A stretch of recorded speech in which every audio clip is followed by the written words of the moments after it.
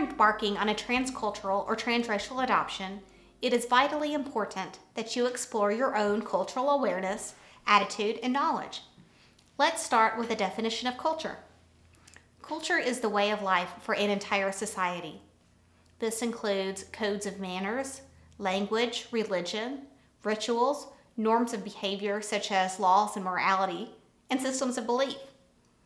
Culture can encompass many things, not only the region where a person has grown up or currently lives, for example, considering oneself a Southerner, but also can be in a much smaller scale, for example, within one's family.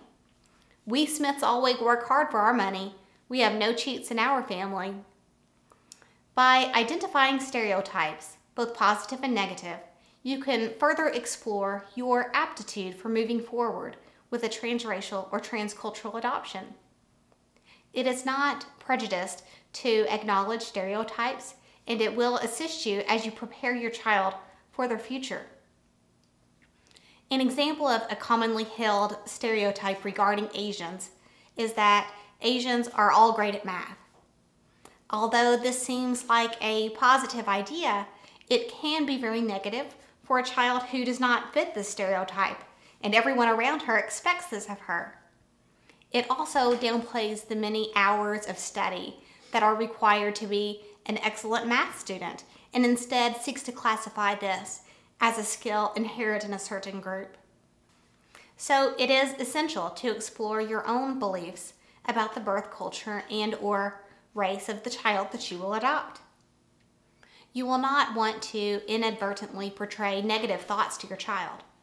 For example, if you are a Midwesterner and you associate all Hispanics as illegals and feel negatively about this, you should carefully consider how to overcome your own prejudice before you can move forward with adopting a Hispanic child. It is imperative to realize that when you welcome a child of another race into your family becomes multiracial. It is quite likely that your child may choose to date or marry someone out of her race or another race. When you accept a young child of another race, you should also be prepared to accept people of other and all races into your lives in the future. The parents of the girls I dated never seemed to have a problem with me being different, as far as I know. I asked one girl if her parents were okay with me not being white, and she said they felt better when I told them you are not black or mixed. I know for a fact that I would have been received differently if I was white, but they never gave me any problems directly. However, the first time my sister dated a black guy, my parents were upset. My dad was so furious and he would not speak to any guy that she brought home.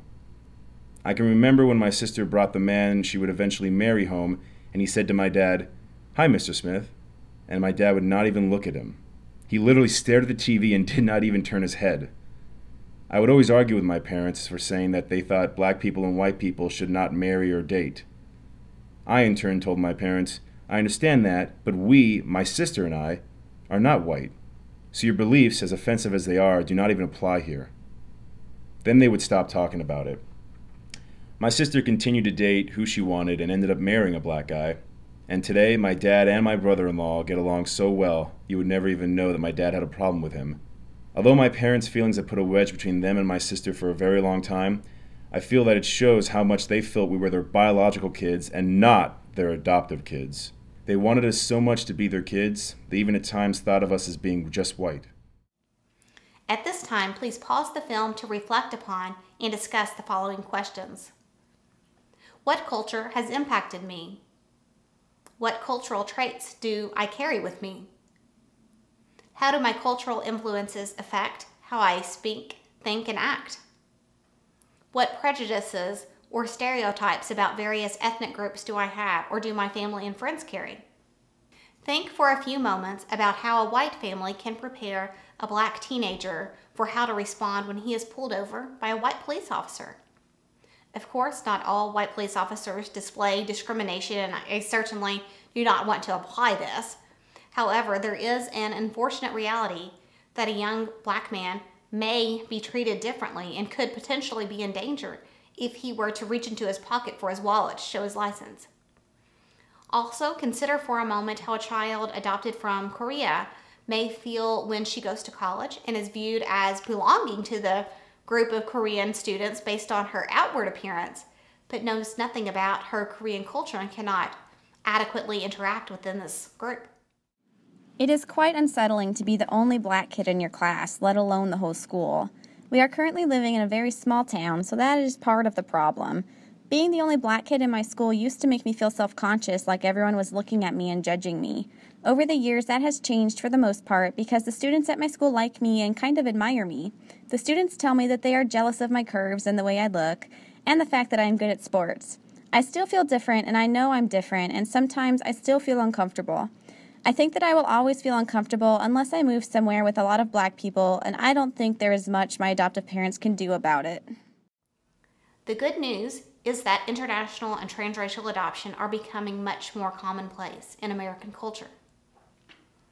You have probably noticed that you see many more adoptive families when out in public than ever before. Even in rural areas, it is likely that your child will attend school with other transracially adopted children. Adoption has truly become an accepted, valid, celebrated way of family building in America. But that doesn't mean transracial adoption issues don't deserve much attention. The most powerful messages you can send your child about race and acceptance are nonverbal. Show your child through your actions that you care about the person's character and talent more than skin color. Seek relationships with others that do not look like you.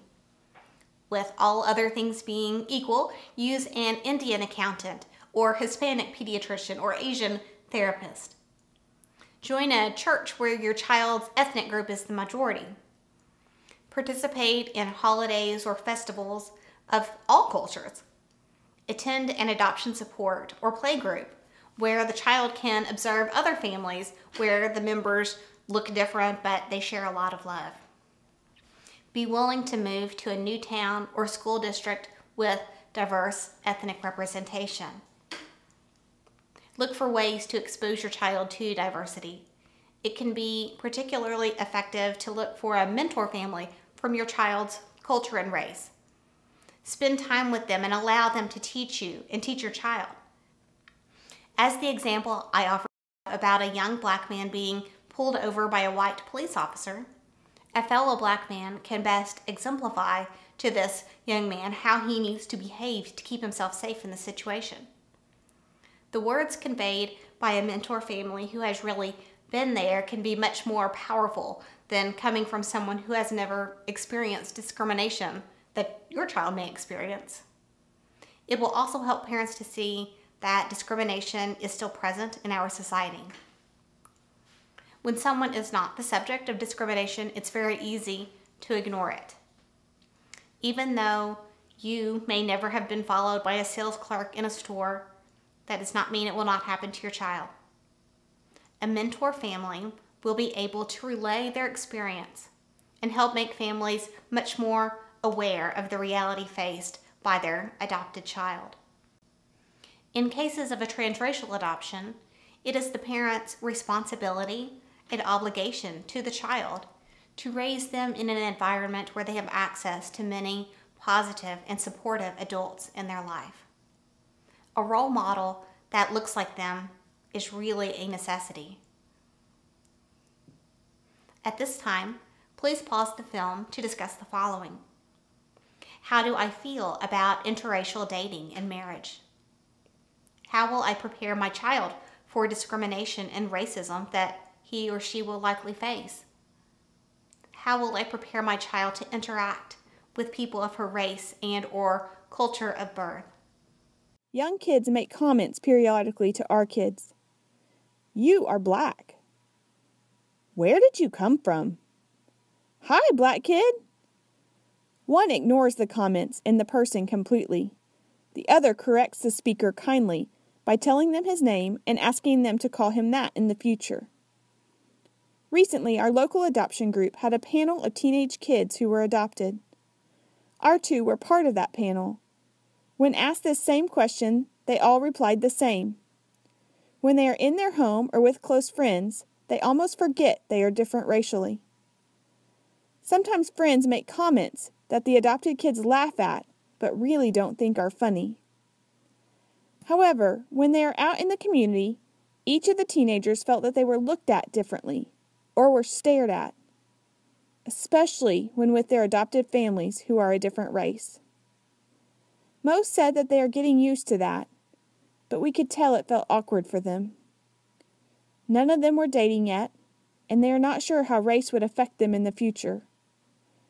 We do feel like our son, especially, might have to fight prejudices a bit more when dating a girl who may not know his background or know his family personally.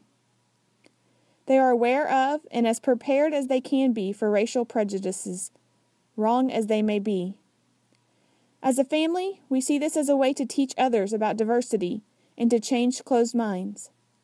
In the classroom, we have encountered insensitivities during discussions about the orphan train or slavery, for example.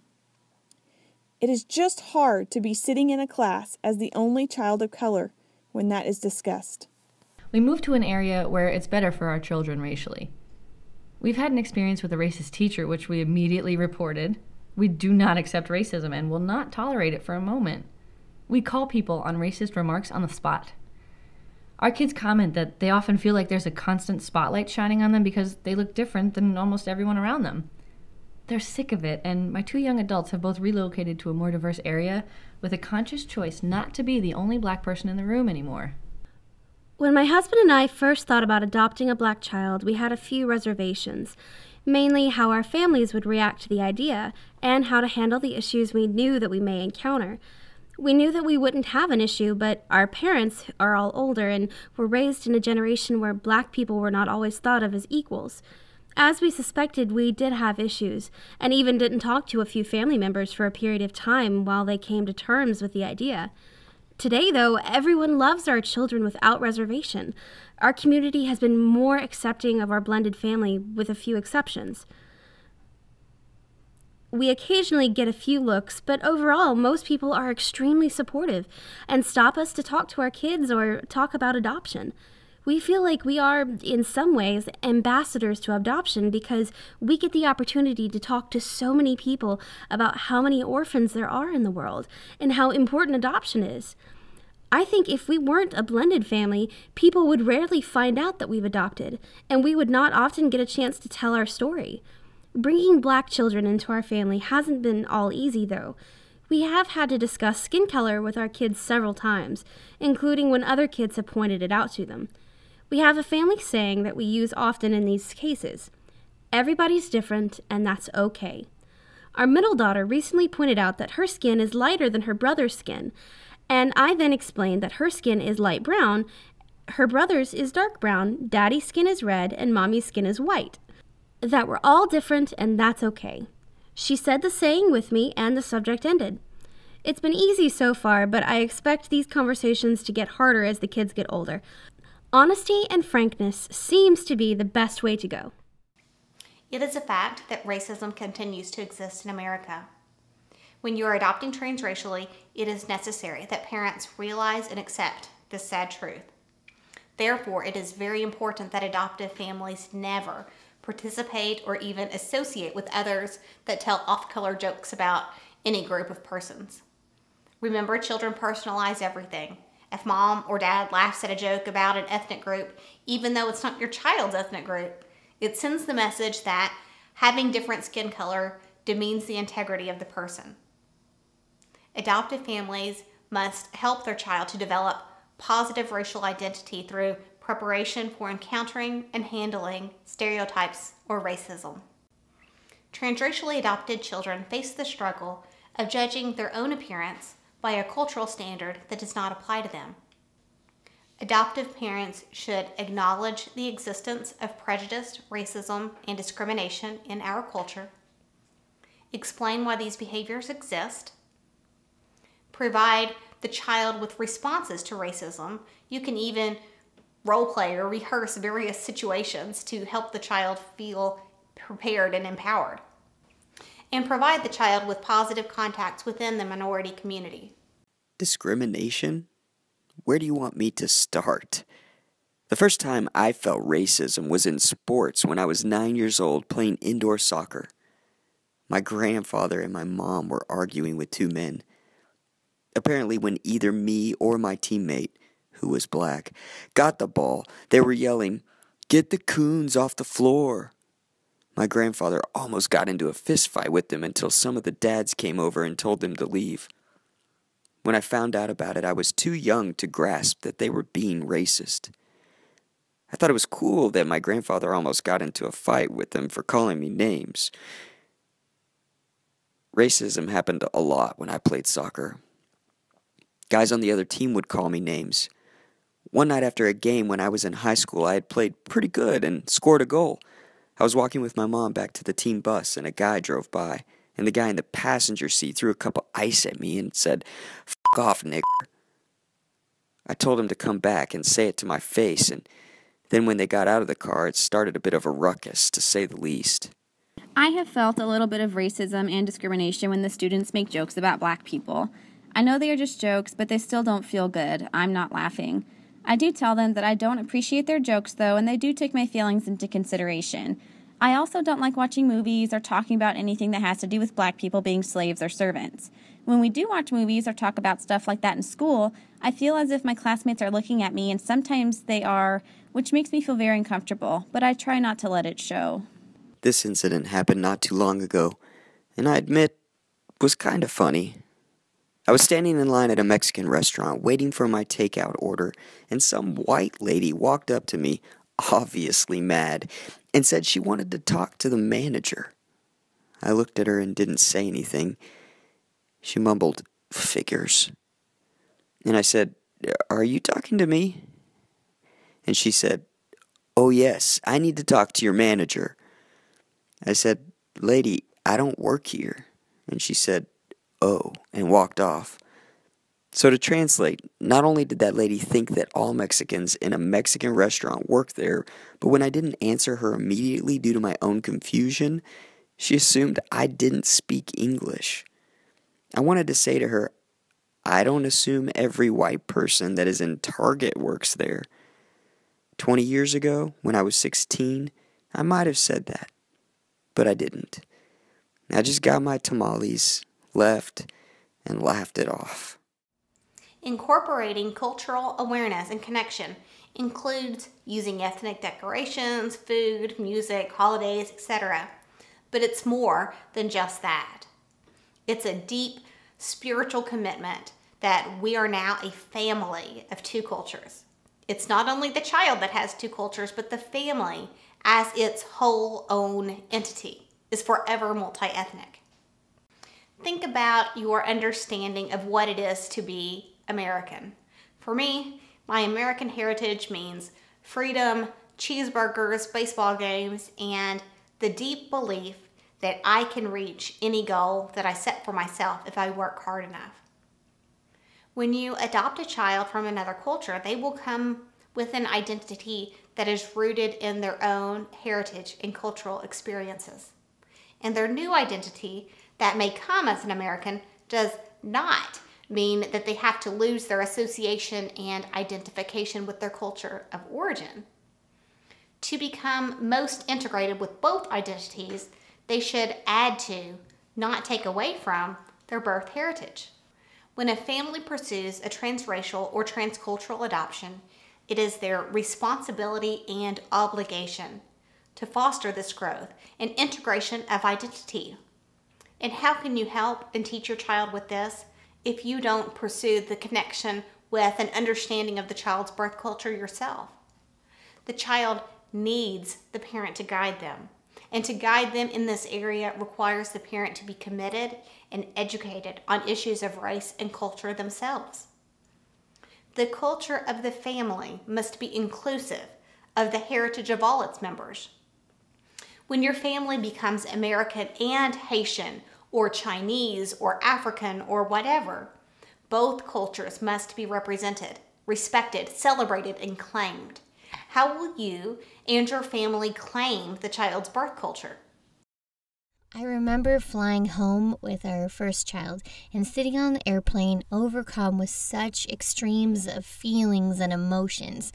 You see, we couldn't have biological children, and so we adopted to fulfill our desire to have a family. But as we are moving forward from her homeland, I realized it wasn't all about us having the family we wanted.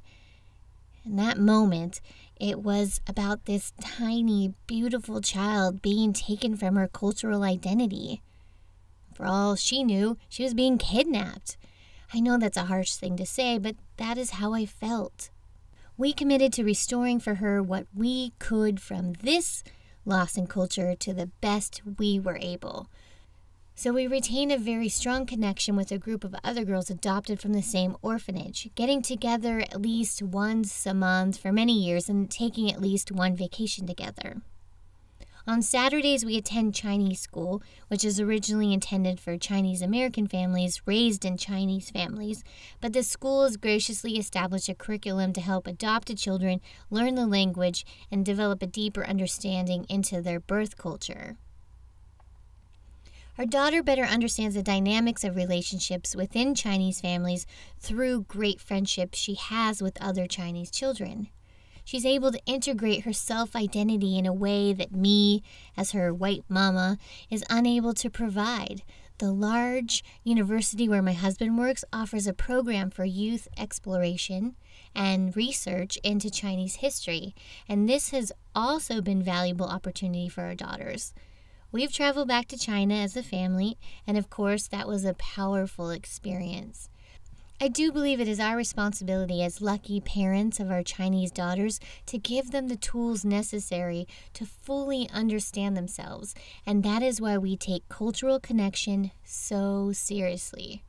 Our oldest daughter has said before that one day she would like to live in China, and I fully believe she will, which means our whole family will be moving too. So it looks like I will have the opportunity to share her experience of being the racial minority. I think one of the best, most important ways to help the child retain connection to birth culture is to allow the child to learn the language. If you live in a larger area, maybe you would have access to a children's culture or language class. If you don't, maybe there is a college nearby and a student from your child's birth country would teach an individual or small group class with other adoptive families. Learn about the social and political history of the child's country of origin and teach this to your children. Remember, they are learning all about George Washington and Harriet Tubman and America's involvement with World War II and social studies class in school. But for the multi-ethnic family who has claimed both American and the child's birth culture as their own, the history of the birth country also deserves time for study. If you are involved with an adoption play group with other adoptive families from your child's birth culture, consider meeting every other Saturday for a Congolese study session and lunch. Perhaps mom could take turns preparing lessons for the others so that the workload is shared. Look for opportunities to take your child places where his ethnic group is the majority. This may include moving to a different neighborhood or a larger city with more opportunity for diversity. Or maybe you will be able to start attending a Korean church, participating in celebrations at Chinatown, or visiting an annual Haitian festival in Florida each year. Spend family vacations exploring your child's birth country. Not only just once, but maybe many times. Perhaps go every other summer. I realize this can be quite expensive and may not be as exciting as repeated trips to Disney World, but the opportunity that you will give to your beloved child to feel connected to their homeland will be deeply precious and meaningful. Nancy Fox is the Executive Director of the American for International Aid and Adoption, a Hague-accredited adoption agency licensed in Michigan. She's been involved in international adoptions for more than 35 years and is one of the founding members of the Joint Council of International Children's Services. Previously having served on the JCICS Board of Directors and as president of the board, Ms. Fox is strongly committed to professionalism and good practice in the field of international adoption. Over the years, She has been a birth, foster, and adoptive parent, and an adoptive grandparent.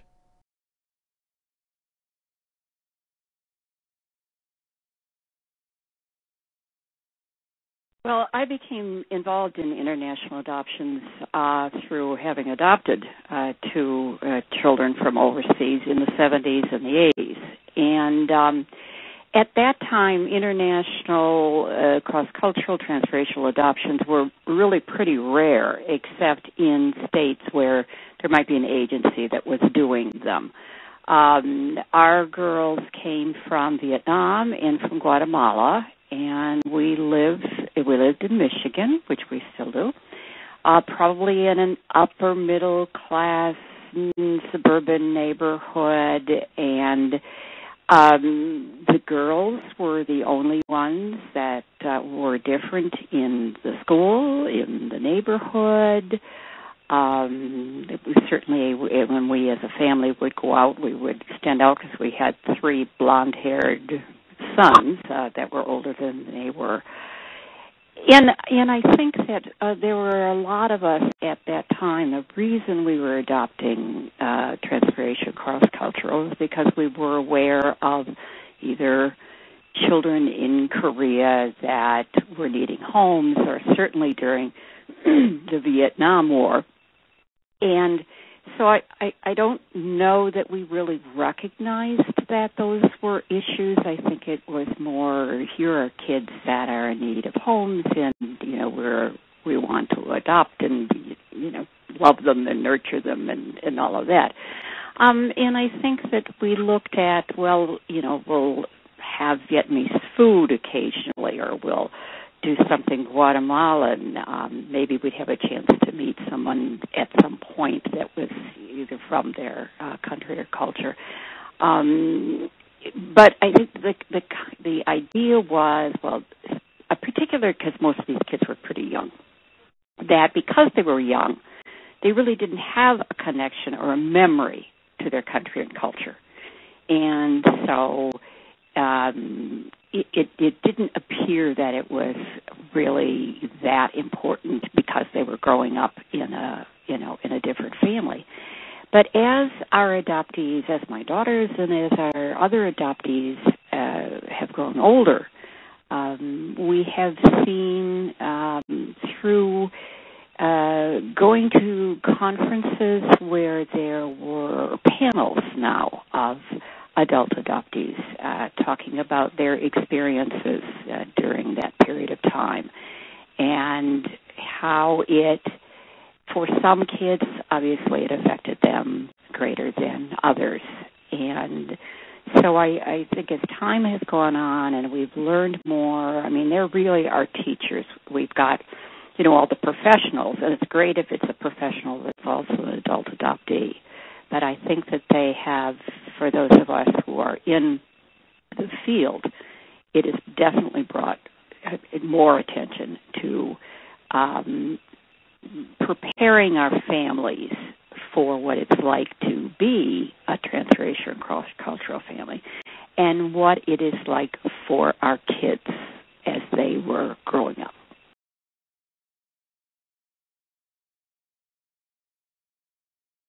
Well, I think because many of the adults that perhaps were on these panels are now, older, they are in their 20s and 30s, that they pretty much went through the same kind of experience. And that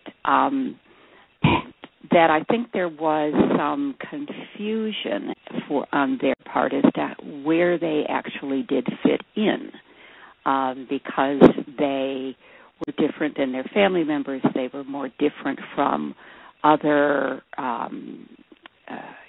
kids in school or in the neighborhood or at the job, and that there also was a great deal of prejudice against these kids because they were different. And so because they didn't have a real connection back to being very proud of being Guatemalan or Vietnamese or Asian or Mayan or whatever, all the other kids that we placed, I think it was harder for them because they didn't have that strong feeling and connection to where they came from, but also where they are, in this family and in this society.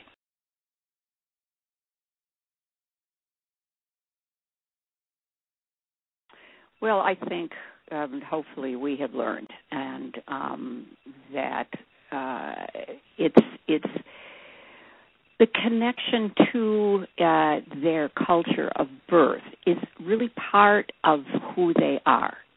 And it's also a very individual thing. If I've learned anything from the context with the adult adoptees as a whole, because we've placed 5,500 kids in the last almost 40 years, that it as much as it is there, it also is a very individual, the impact of having the connection or not having the connection. But it is a part of them. And there's just so much more available to families today through play groups with other families, with cultural programs of different organizations, of churches that have embraced our families. And so I think there's certainly a lot more. And we as a society have become more international. We know more about other parts of the world. More people have traveled. They've come in contact with people of other races and other cultures. And so I think that the most important thing that a family has to do is to learn about the culture of the country that they're adopting from, learn about people of the same ethnic background as your children, and to educate ourselves so that we are then giving our children a pride in not only being a member of our family, but also from where they came from. And, with televisions and books and internet and everything, I think it's certainly a lot easier for families to do it. And that it's important for us to be not only giving them ways to do it, but also doing some follow-up to find out, and that's what's so wonderful about the programs that are required for education with the home studies these days, is that, the families are kind of given homework, and then it's discussed during the study with the worker as to what did they do and how do they feel about it, do they feel the same way as they did before. And I think it's the preparation right now. Follow-up is wonderful, but it really is the preparation with the prospective adoptive parent to make sure that they're making the right decision for their family, but also for that child that's coming into that family.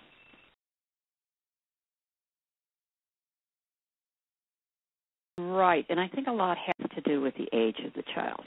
I know that, most agencies have, when the families are first coming, or the children are coming into the family and they're younger, it's, maybe play groups with other families that have adopted, and agency picnics and culture camps.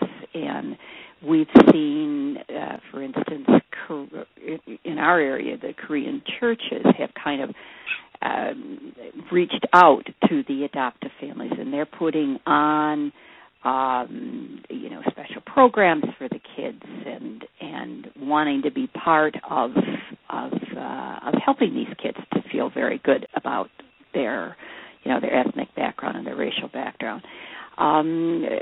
Parents looking for diverse schooling. I mean, if you have the opportunity to choose between a school maybe in your neighborhood where most of the kids are Caucasian, but that there is a school that has a much more diverse population, looking at that and trying to make a decision as to whether that's really as important as it is that it's maybe more of a closer to where you're living.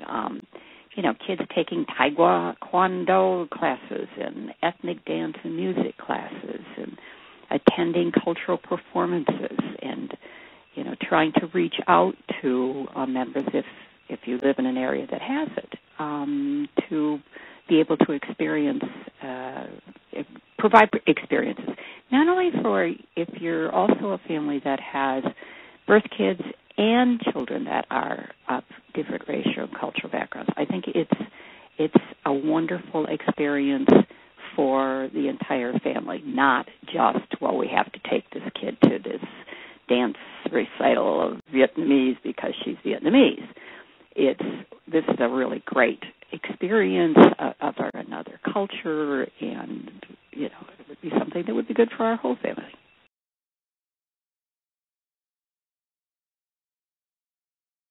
Well, I certainly think that it's important that those opportunities be out there to this child and at different times of their lives. And I know that, as kids get older, they don't want to be, quote, different. They want to blend in just like all of the rest. So they want to do sports, they want to do all this kind of stuff, and, I really don't want to. I want to be more part of the group than feeling different from the group. And I think that if we start when they're younger and it becomes part of what the entire family does, and not pressuring them into doing things that they're not interested in, and not singling out their differences, but wanting them to feel good about it because it is part of their self-esteem. And again, it's a very different thing with each kid.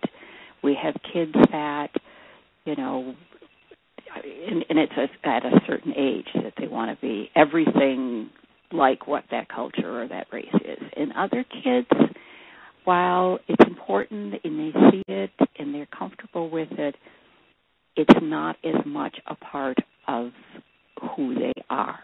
But I think it's important for all of us to know, where did we come from and who are we part of? And for those of us who are able to grow up in our birth families, we already have that when we're young. And I think that as adoptive parents, we have to be sure to do the same thing as well as we can with our adopted kids.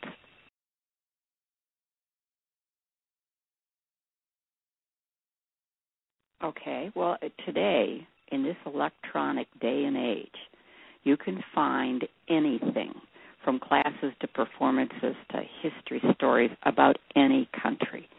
And, there's just so much out there, the advance of Googling in anything. And I think that what's good, too, is as a child gets older, and all these kids love these electronic things and that type of thing, is to do it as a family, do it with the kids, and encourage them to experience some of these things. You can find other families with Skype today. The families that have kids of the same culture and race can, be together even though they don't live down the street.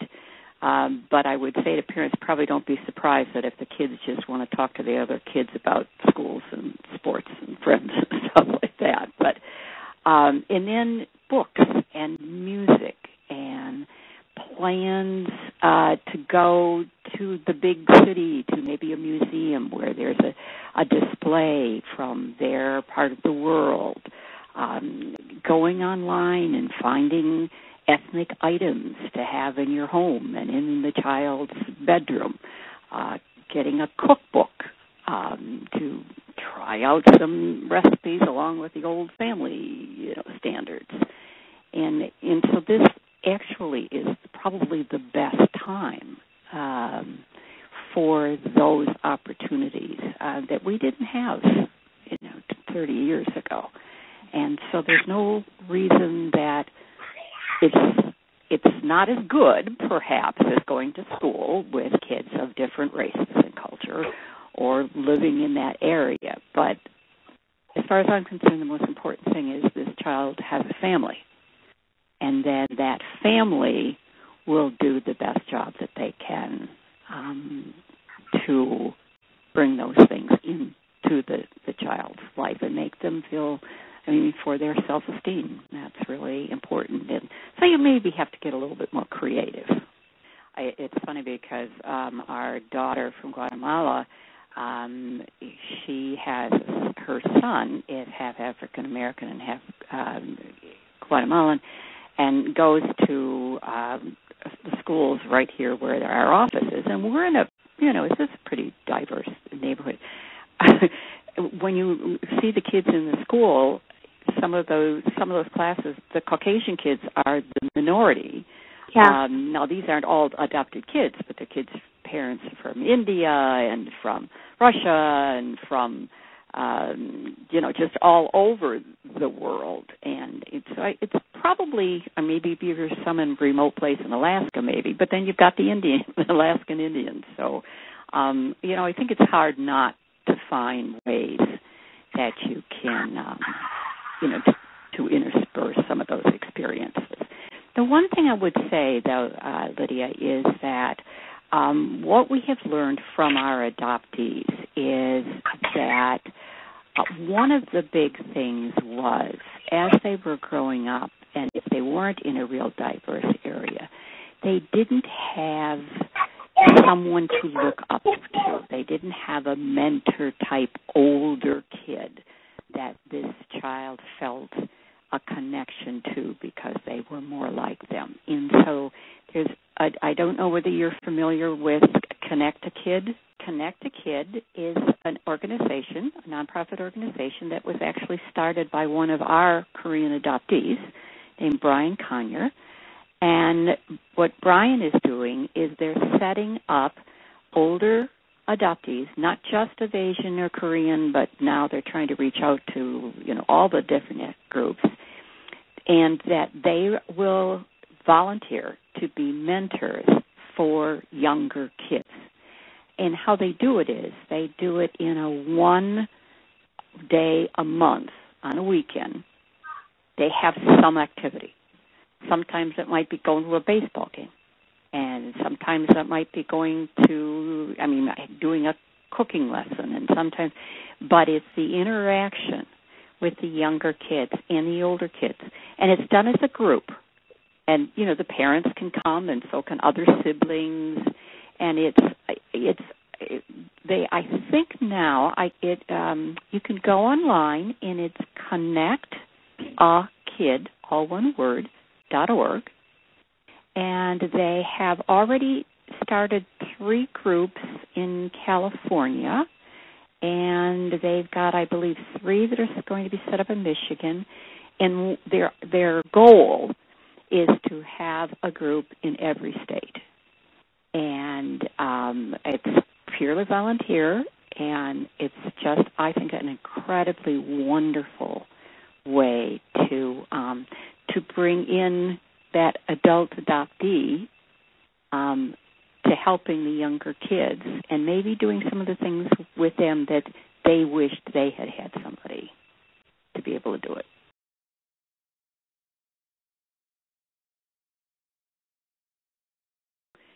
Okay, I think the most important thing they need to do is they have to learn as much as possible about the country, the particular country, and the particular culture for the child that they are adopting.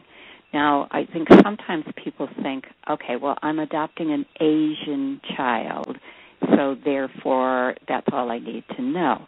But there are vast differences between the Korean culture, the Vietnamese culture, the Thai culture, and each culture is different, and it's important that you learn about that. You need to find positive things about those countries, because some of the poorer countries of the world, if you go on, doing research and everything, many times you're only hearing about the poverty and the difficulties and the political, and that you need to be able to hear and experience the more positive, because not only are you going to go to that country, because most adoptions now you have to go to the country, but it also is framing why your child happened to need to be adopted within what has happened as a large picture of that country, and not just because of poverty or because of all of those some of the reasons that our kids need to be adopted. And you need to talk to other families. You need to talk to families that have already adopted, families that have already traveled there, to gain as much advice from them, and what would you do differently? What would what did you find? And I think that it's great if an agency can kind of put together experienced families with these new families, and because I can sit and listen to some of this stuff from. In fact, my daughter was on a panel when she was in her 20s, and she was talking about how, well, in those days she was introduced as the Guatemalan adopted daughter. Well, she didn't like it. Of course, now it's not in her 20s that she's able to say that, but that's okay. That's good. I think at those times we were just wanting people to see that these are kids who can be adopted in what country they come from. But I think we've learned, and we have to learn from these adult adoptees, as to what did we do right and what did we not do so well. And I think we can do the same thing with experienced families. And I think one of the most important things is that every family has to look very honestly whether this child will be accepted by their extended family in their community. Now, this doesn't mean that has to be the deciding factor, but go into it with your eyes open and as prepared as possible, and be sure that you can embrace not just your child, but his or her race and culture. Your family is going to be changed forever, but for most of us, we consider it a blessing. We believe that helping our kids stay connected with their culture is critical to their identity. It's also what we promised their birth parents we would do. Living in the upper Midwest, this is a huge challenge, but we go online to purchase Haitian artwork, music, and books to have in our home and share with others as gifts. The local grocery store and a nearby World Market have several box items of jambalaya, red bean and rice, and gumbo that they love. Our community has a Unity and Diversity Day annually. We set up a table and let our adopted kids share food, music, photos, and art from their native country. They've also shown elementary kids various games, songs from their home country at family fun nights in the school and at the public library. One of our children talks readily about his home country to anyone that will listen. The other prefers to be considered a typical Midwestern girl, but she'll happily share fun details about her country when asked. I do think it is important. We have done a little bit of work with the language with online courses. We've consistently served food that they enjoyed in Haiti. We talk about Haiti often, show it on the map, look at pictures from our time there. We want to eventually visit someday, and as they age, study it as a part of school. The best thing my parents did was treat me like I was their biological son. When I explored and became more involved in my culture, they were very supportive. In fact, when I was in high school, they encouraged me to talk with our pastor about going with him, because he would have church services in Spanish in Mexican communities. They bought me Mexican soccer jerseys, and when I would watch Mexico play soccer, they would always be supportive of that as well. Even when Mexico played the U.S., they would never say, "You're an American, and you should support the U.S." They always let me choose. When I showed my parents my first tattoo, which is the center of the Mexican flag, my mom said that she was happy I didn't get anything stupid or something I would regret. She also said, "I figured if you ever got one, that would be what you would get." One of the best things they ever did was when I went to college my freshman year. We had to sell advertisements in our media guide, and they were $10 per line. I sold all of them and my mom and dad bought one. But my mom said she would not tell me what she wrote, and I had to wait until the media guide came out to see it. When we got the media guide, I read through all the pages, and I found the one that she had wrote. It said, "Go get 'em, Mexico. Love, Mom and Dad." Even at 18 years old, I got a little teary-eyed when I read it. That was validation for me, in black and white print. If I could go back in time, I would tell myself, be proud of being from a different culture, and don't ever be ashamed, and wish you were different. When I was a kid, and started experiencing racism when I played sports, I used to wish I was white with blonde hair and blue eyes, so people would stop making fun of me. I can remember thinking, I can't help that I'm different. I didn't ask to be different. I was born like this. I didn't ask to be adopted and brought to this country, and you're making fun and being mean to me about something I can't help. It actually made me a little racist towards white people, because they were the ones that said the most hurtful things. I remember being in 7th and 8th grade and playing on the basketball team. When we had tournaments, I would hang out more with the black kids than I would with the white kids, and then people started saying I wanted to be black. The truth was, the black kids didn't make fun of me for being different. But when I became more mature, I understood that I am a Mexican, and that I am proud of it no matter what. And no matter what is said to me, I can always prove them wrong. I would also tell myself, don't try so hard to be Mexican or to be an American. People that are adopted from other country as infants or at a young age have the hardest time fitting in with both of their cultures. When I am around Mexicans, some will make fun of me because I don't speak Spanish well and say I'm not really Mexican. Or they say, I'm trying to be American and I am ashamed of being Mexican. Then, when I'm around white people, I am the lazy Mexican, or I need to go back to my own country. Or they think I have my job to fill a quota. Not all Mexican and Americans are that way, but some are, and it makes a person feel that no matter what they do, they can't win and can't fit in with anyone.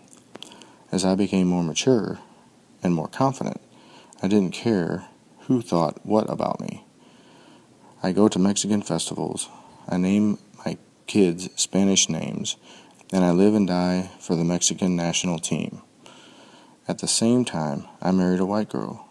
I have a United States flag and a Mexican flag flying outside my house.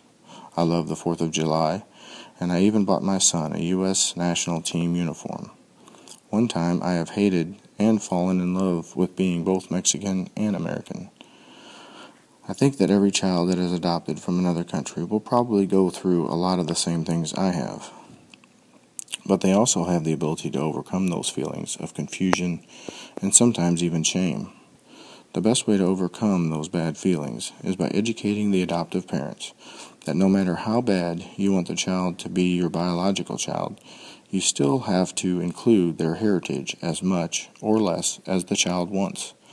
That is how kids get through being from one background, heritage, or culture and adopted into a different one. If their families can accept who they are and where they come from, the child will know it is okay to be different. Adoptive families run into problems when they try to cut the child's history out of their life, because that is their identity.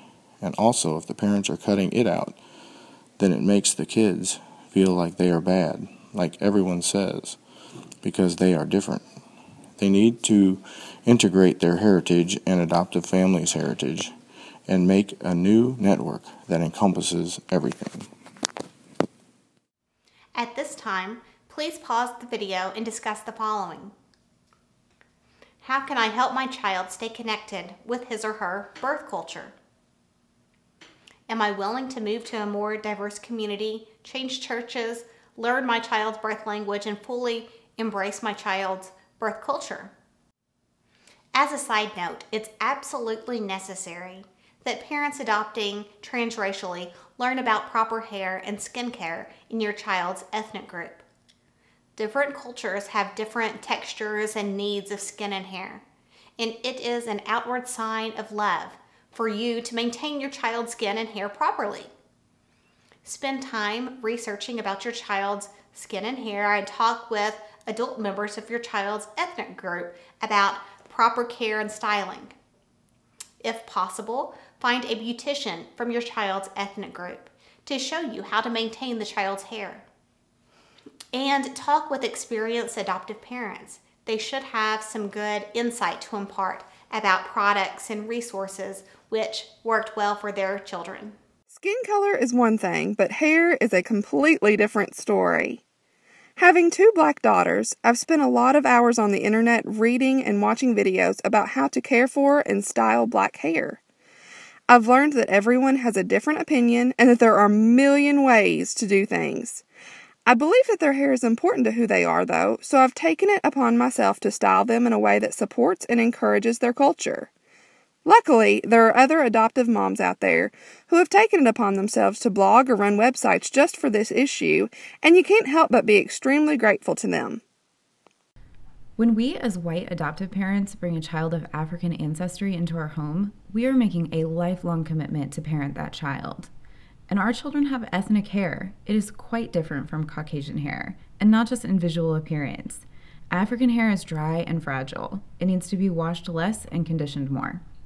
In most Caucasian cultures, having attractive hair is considered a bonus, but most of us don't have to work very hard to look socially acceptable. Clean hair, a reasonable haircut or not, good enough. This is not true of ethnic hair. Even just leaving ethnic hair loose in an afro requires more effort than Caucasian or Asian hair. As a white parent with a black child, the African American community will tend to feel free to comment on your child's hair and grooming. This is their moral right, as you've taken one of their own, and if you're not doing your duty as a parent, it's their duty to tell you so. In the black community, hair is more than just a vanity accessory. Particularly in girls, well-groomed hair is a walking billboard for how much a family loves their child and therefore what she thinks of herself. When a white adult sees a white child with disorderly hair, she may think little of it. When a black adult sees a black child with messy or unkempt hair, she'll tend to think that the child is neglected or loved less than she should be. When she sees the black child of white parents going out in public poorly groomed, she will know it. When we take on the responsibility of parenting a child of another race, we also take on the responsibilities of living up to the standards of that child's cultural community, even if it's not our cultural community. In the case of our black children, this means accepting the fact that you may never, ever allow your child to set one foot out of the door with her hair messy and ungroomed, looking unloved and unwanted. She doesn't have to look like she just stepped out of the salon, but you must learn to care for your child's hair properly or else pay for someone else to do it for you. It's what she needs to be accepted by her peers, her community, and eventually herself. Segment review. Transracial and transcultural adoption brings unique family challenges. It is necessary to fully explore one's own prejudice about various ethnic groups before embarking on a transracial adoption. Transracial adoptive parents should specifically seek relationships with others that are members of different racial and cultural groups. Providing the child with positive adult role models that are members of the child's ethnic group is helpful. Proper skin and hair care for the transracially adopted child is a priority. Adoptive parents must realize prejudice and discrimination are a sad reality of American culture, and they must be prepared to advocate for justice and equality.